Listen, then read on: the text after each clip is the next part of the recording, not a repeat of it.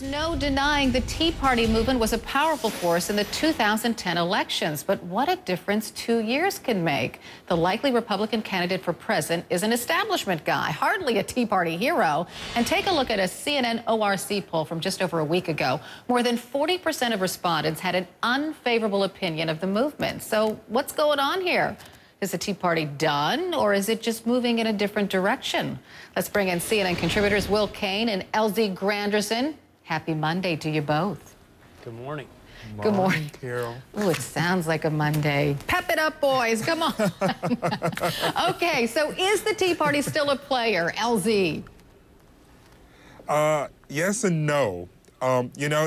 Obviously, the person that they wanted to be the GOP nominee is not that person.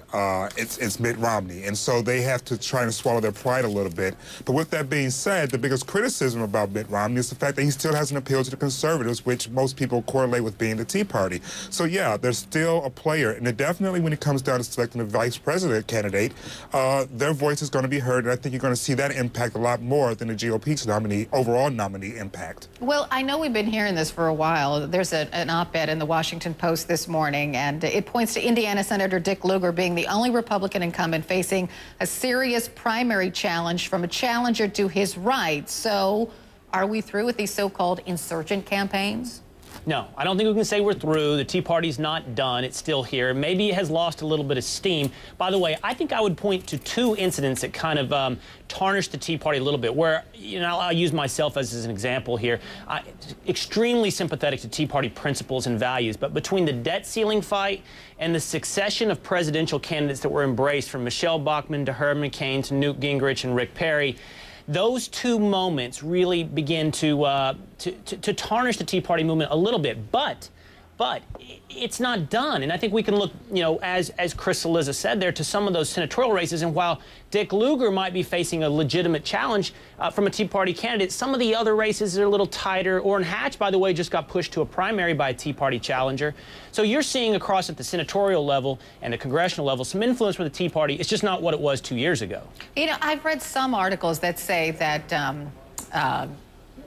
traditional Republican super PACs, let's say, are sort of squashing the Tea Party because the Tea Party has damaged the Republican brand. I mean, has it, LZ, or is this just a passing phase?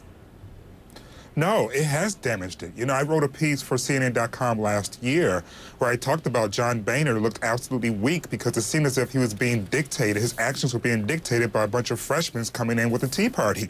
And I couldn't imagine a more horrific scenario than watching your party being kidnapped by a bunch of people who really didn't know what the heck they were doing. And I think part of the reason why they've lost steam is because they found the same thing that President Obama found 3 years ago, that changing Washington from the outside in sounds good, but once you actually get there, it's a lot more difficult. It takes a lot more effort, and you actually have to play a little bit more, as Rick Santorum would say, team ball in order to get things done. And that's what they really faced, was the reality that the establishment is the establishment, and that if you're going to be a part of change, you have to first get with the program. Hey, let's not forget, the purpose of the Tea Party was to damage the Republican brand. They saw the Republican brand at that time as somebody who had essentially sold out to their principles, wasn't living up to that which they preached. So they went into these primary elections in 2010 and said, if you're not going to do this, if you're not going to live up to what we require of you, then we're going to change your party. We're going to challenge you in every single primary. So I don't think you should hold them to the standard of, did they damage the Republican brand? That was kind of the purpose, to damage and rehabilitate. And to some extent, you can say they've been very successful at that. It has moved the party to the right. It has rehabilitated the party in many ways. Okay, so care to make a prediction? But they also have... Oh, go ahead. Go ahead. You don't have to make the prediction. I'm up and listening now. So you go. But also through that process, Will, Congress has had some of the worst ratings among the public in its history. So during that process of trying to change the GOP, they took a lot of blame. The party took a lot of blame in terms of things that was going wrong with the economy. And people talk about President Obama's polls.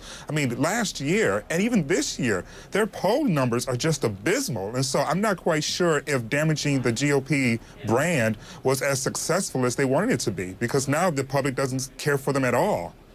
LZ Granderson, Will Kane, thanks for the discussion this morning. We appreciate it as always. Thank you.